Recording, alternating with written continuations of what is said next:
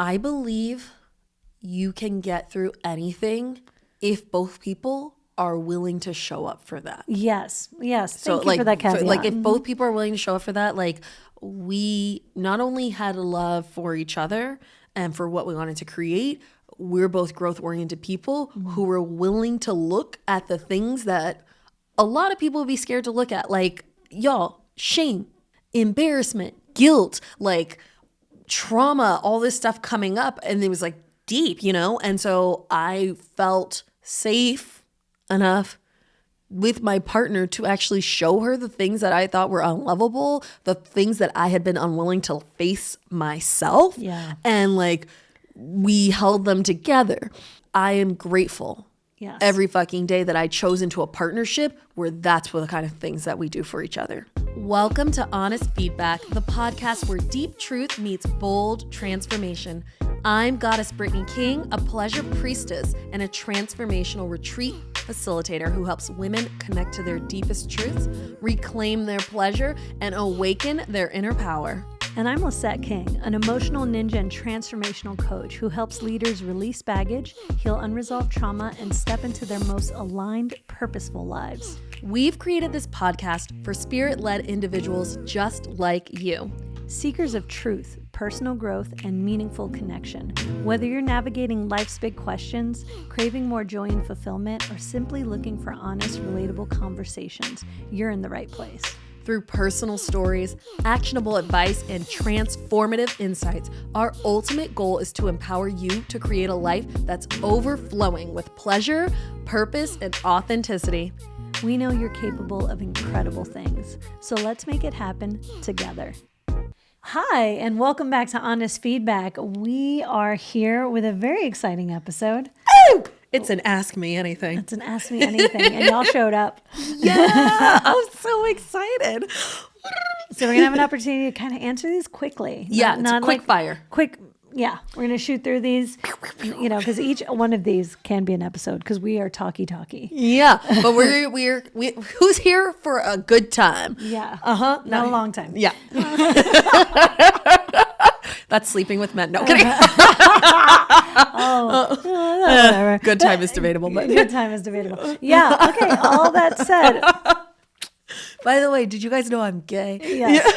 If they didn't know before, they will know today.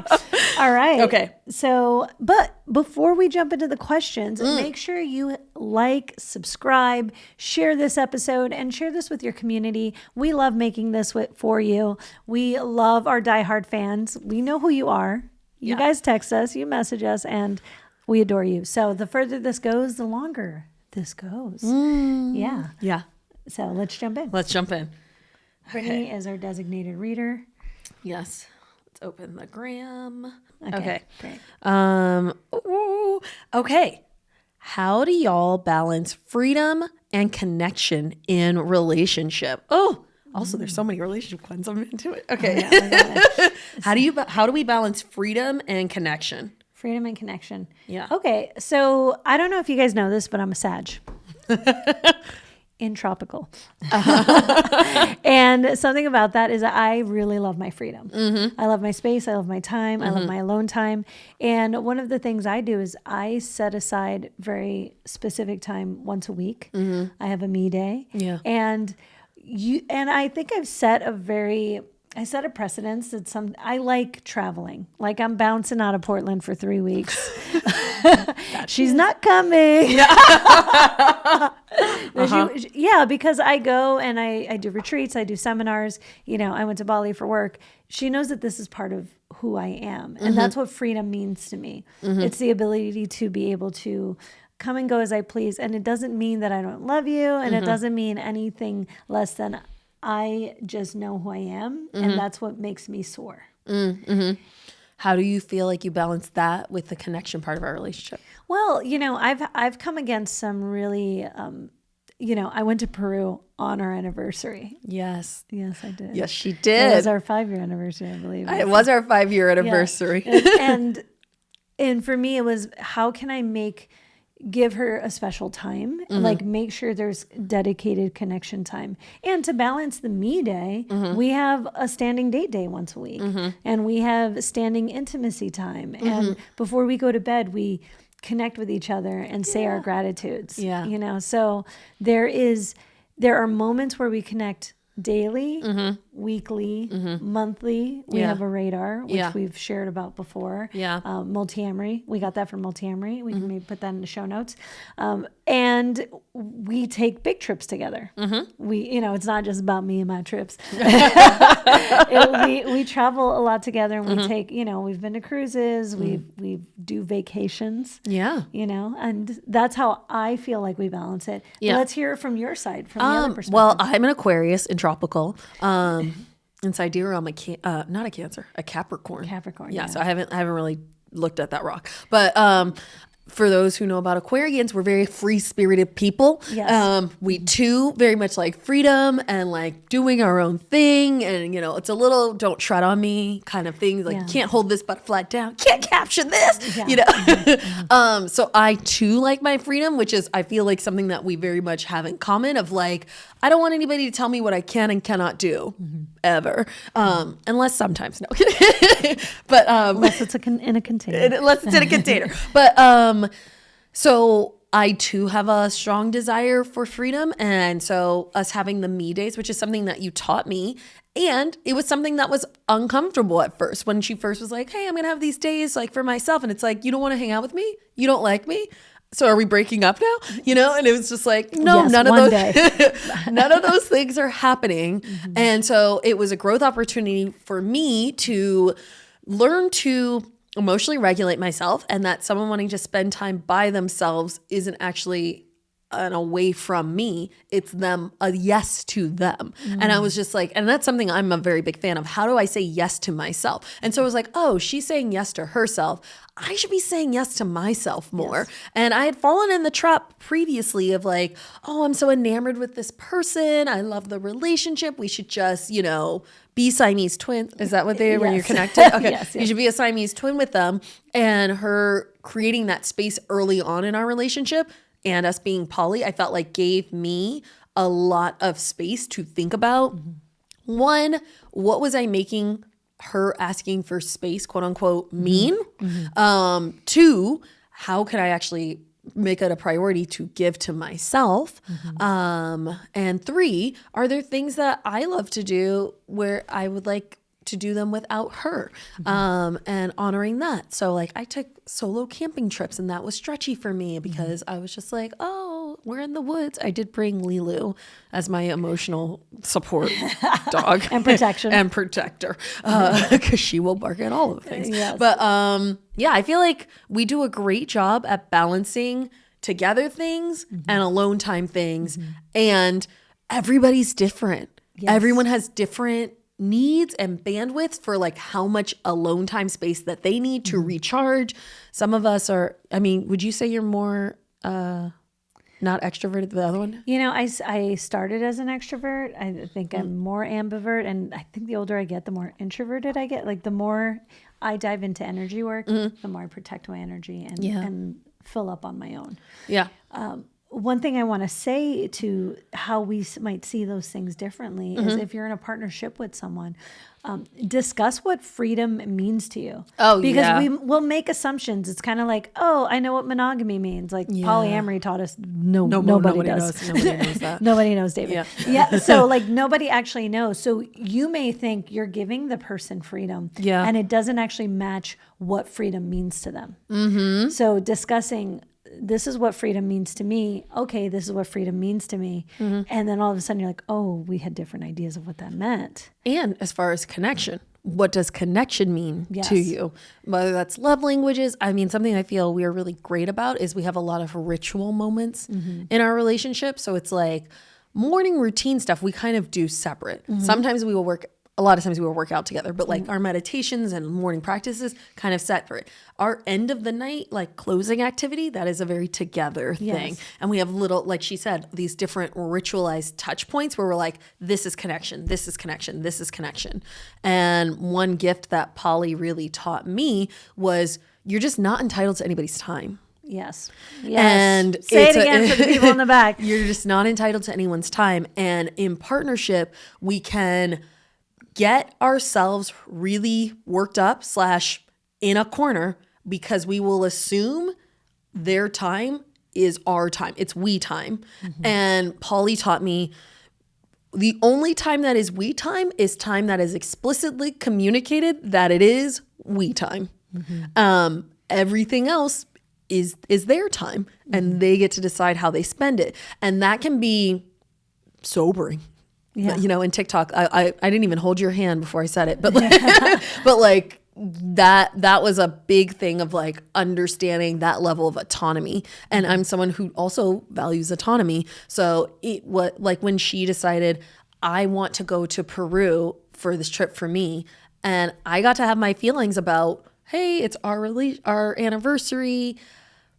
I wanted to spend that time together, and this is what you have chosen to do for yourself. And I also honor and value like you doing things for yourself.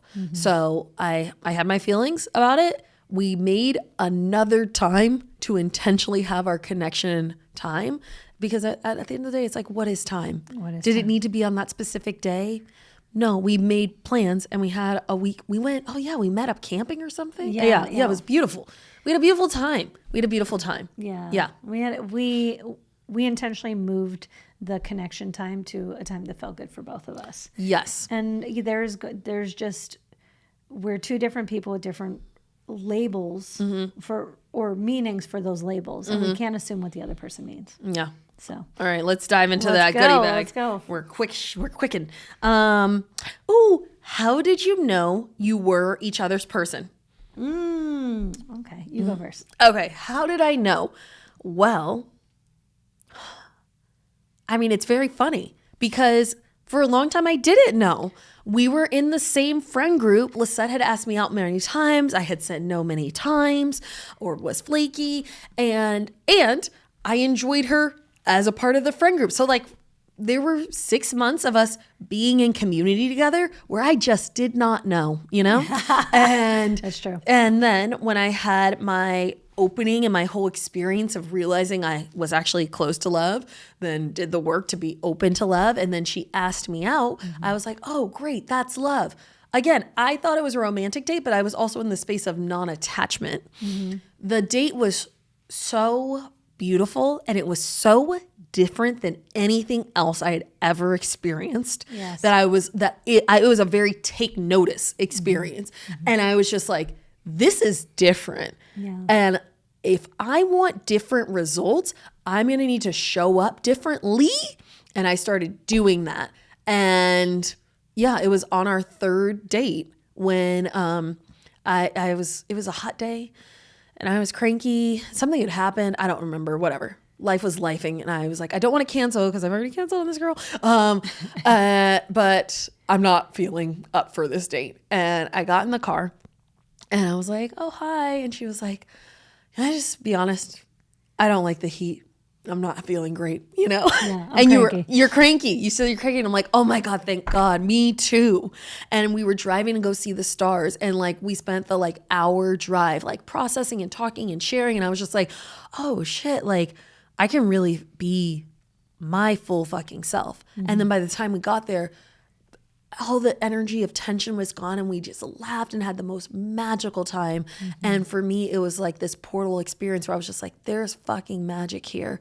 And that's when I knew she was someone special. Yeah. Yeah. For me. I love that. Yeah. I love hearing our story through your mouth.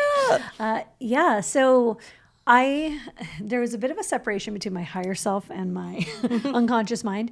My higher self knew the moment I met her. Like I had a soul recognition. I had just made a magic list, shameless plug, magic list class. Oh yeah. We'll put Below. it in the link. Yeah.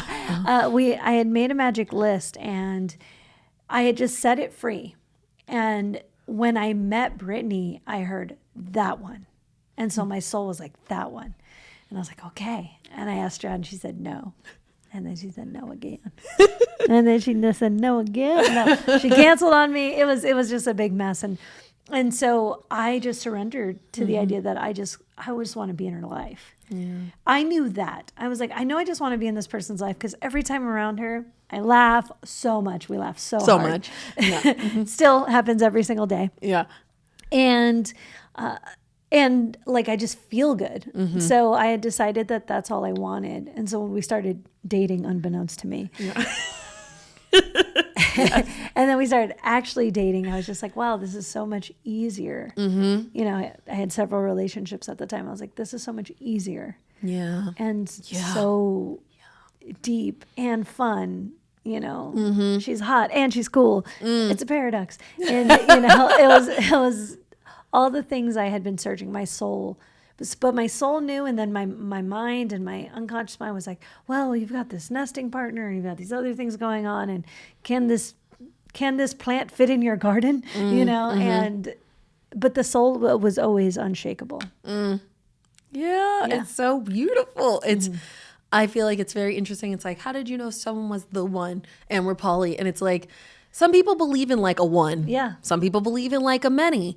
What I knew was that I could be my full self and that I was inspired to be my best self when I was with you. Yeah. And we were having so much fun and it was so easy. And it just became crystal clear to me how much I was trying to like mash the jigsaw puzzle pieces together in other things. And like this, there was no mashing. It's like that fucking slipper thing. It just fit. It just slid right on. It just slid right on. And so, yeah. Stop mashing pieces together. If you're in those places. Yeah. Oh, that's good. That's a great question. Let's take a pause to hear a word from our sponsor. Oh, me? Yeah. Hi, guys. It's me. We're going to keep that just the way it rolls. Hi, welcome. I am so excited to be sponsoring this week's episode of Honest Feedback because you are invited to the Goddess Experience. I know it is finally here. Doors are open January 26th through the 30th in beautiful, lush Puerto Vallarta. We are staying at a private retreat that's healing land with sacred water. It is absolutely incredible. You have both of us facilitating. There's release work. There's embodiment practices. There's rituals. There's ceremony. There's amazing sisterhood. People leave not the same and are able to create lasting transformation because we include integration. Yes.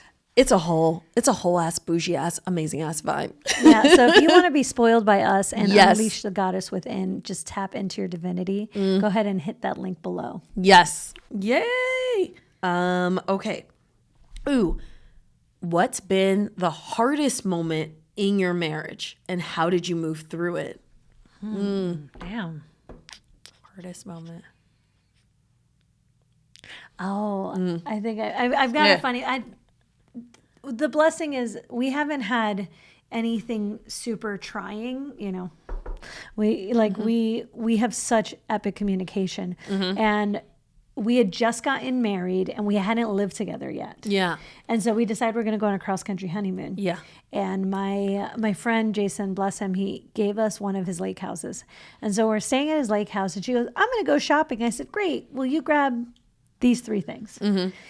And then she came home with like bag after bag after bag. And like she just kept bringing bags in. And then she's like, I got a Scrabble and slippers and like all this like random stuff. And I was like, we just really kind of needed food, you know? And then the food that I asked her to get, she got like 3 of each thing. And I was like, oh my gosh, we didn't have this conversation beforehand. Am I with someone who has like a shopping problem? Like I was just like, oh, we're about to have a values clash. And we had our radar. Yeah. And it was a reckoning. We were shooting a documentary, and it was like a 4-hour video of us just. It's on film, y'all. It's on film, and I was crying and all these things, and she couldn't sleep that night. No. And I don't know. Do you want to say a little bit about what you discovered during that time? I mean, discovered trauma. I just discovered, I feel like, I mean, we did release work, so I'm like trying to find it, but like it was like really deep scarcity stuff.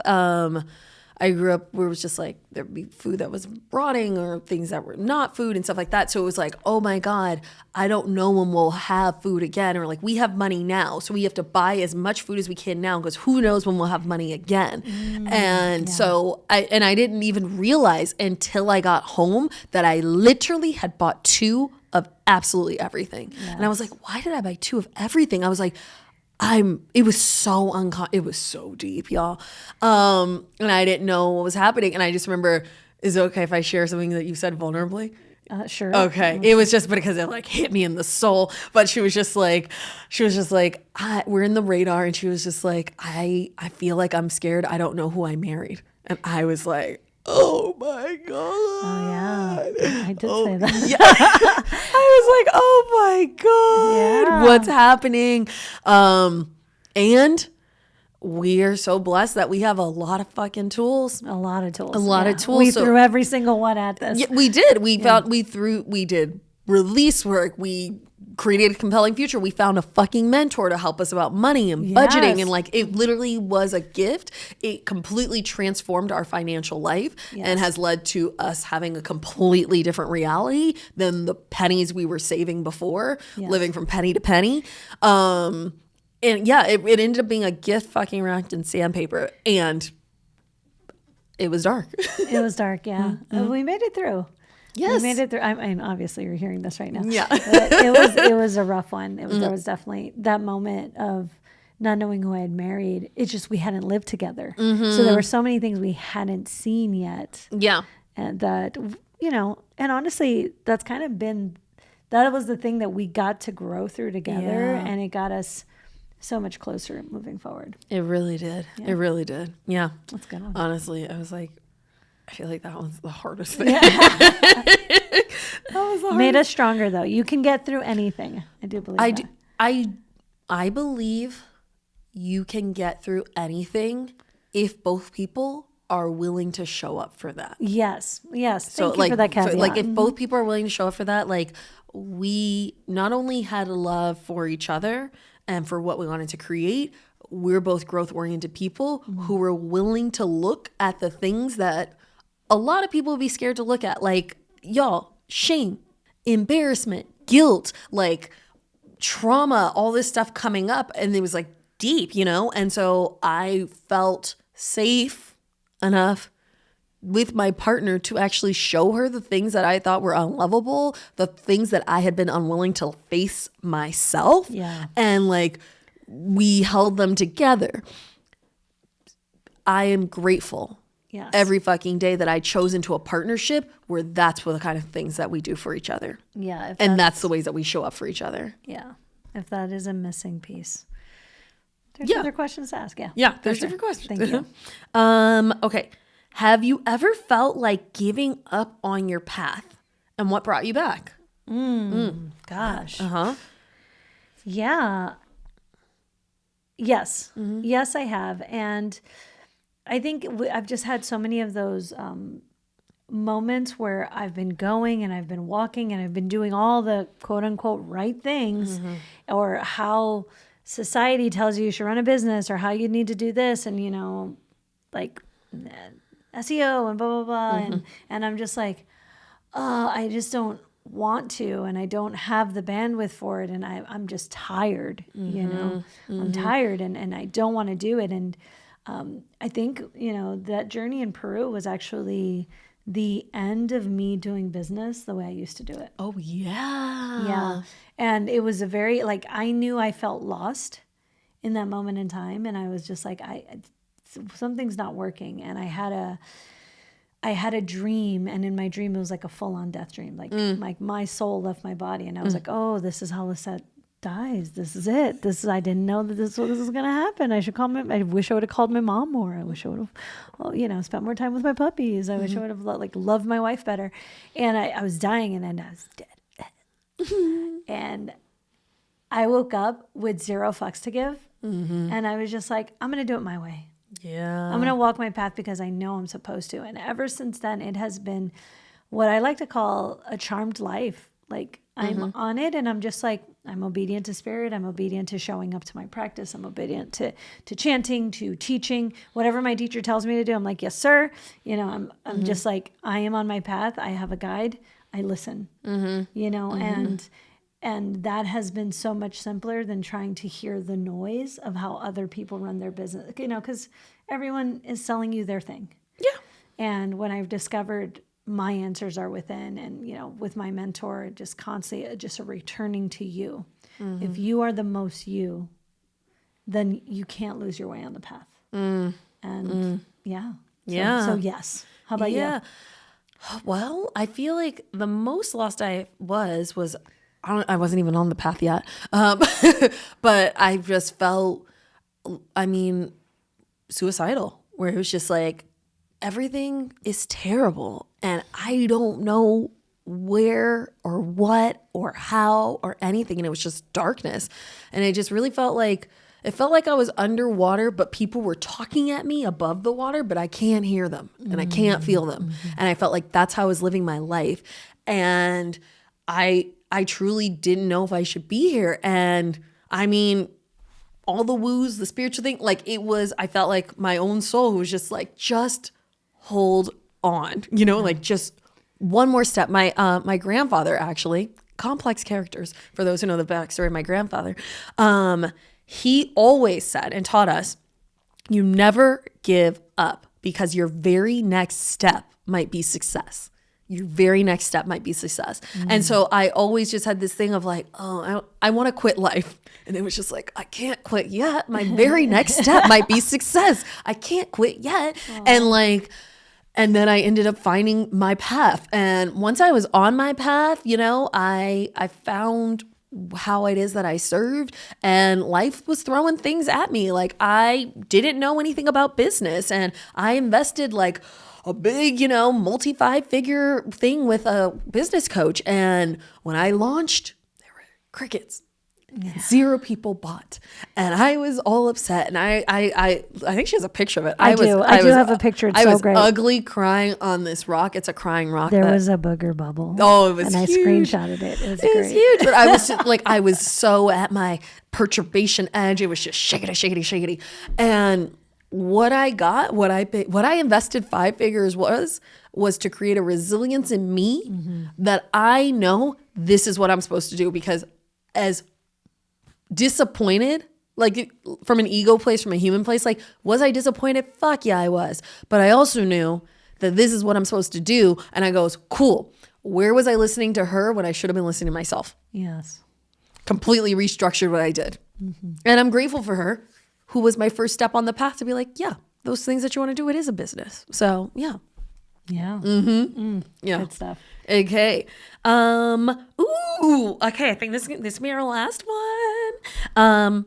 What's one weird or magical thing that actually changed your life? Oh my gosh. Yes. Okay. So magic, y'all. Magic. I mean, everything I do is magic. So yeah. But I want to give weird, even though it's all weird.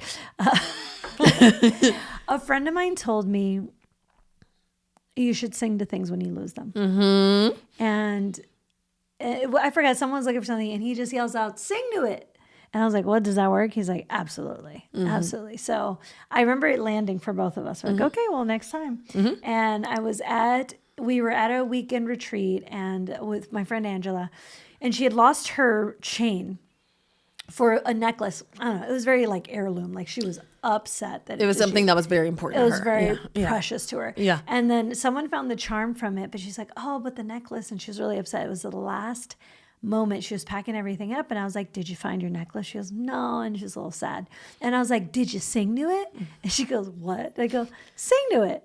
And so she's like, all right. And she's a singer too. So she starts putting together a song. I pick up a tambourine. We're dancing and singing. And all of a sudden I look down and there's this like sparkle. And I was like, what's this? I grab the end of the sparkle from a rug, can't see anything else, and pull this necklace out in its full entirety. And her jaw is dropped. And everyone else's jaw is dropped. And till this day. Yeah.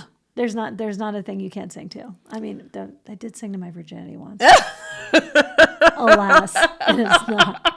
It is not returned. But yeah, if you've lost things, it's pretty good to. Oh, it's great. Yeah, it's great. It does work every time. Just to add a little sprinkle sauce, our friend, she was with her family at Disneyland, and she left her wallet, like a wallet, a full wallet, cash, all the cards. She's the mom, and she had the wallet, like that wallet. And she left it in the bathroom and she lost it. And she called us in a panic. She goes, "You guys, what do I do?" And we're like, "You have to sing to it." And she's like, What the fuck? You need to sing your entire heart out, like sing. And so she got the kids involved and they were singing all day. Because when she went in there, it wasn't back. They're singing. They go to the lost and found. She's like, "I'm going to try to enjoy the park and we're going to sing to this wallet all day." And then they stop at the end to the lost and found. The wallet was there with all the cash, all the cards. It's a Disney miracle. Everything intact. Yes.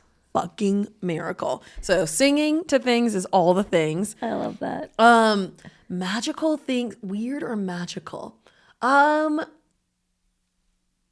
We'll throw this in there. Pleasure priestess. So you can manifest money by masturbation. Yeah.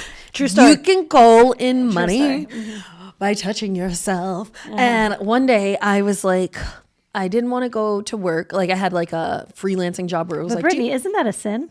Just kidding. let everyone pray in between my legs. But I was like, I don't want to go to work, but like I need money. It was a struggle bus time. And I was like, but I need money, but like I don't know. And I was just like, you know what? I'm going to have myself a good fucking time. Put on a list, got my toys, blah, blah. And I had a beautiful, delicious time. And then I woke up to 3 different texts of people wanting to pay me for different things. I have an outdoor stage pole. Someone's like, "Do you rent your pole?" Someone else wanted to buy something from me, but it was like random money from the field. And so, I mean, I teach a whole deeper lesson on this, but in a nugget, you should come, and then the universe will come, and then people throw money.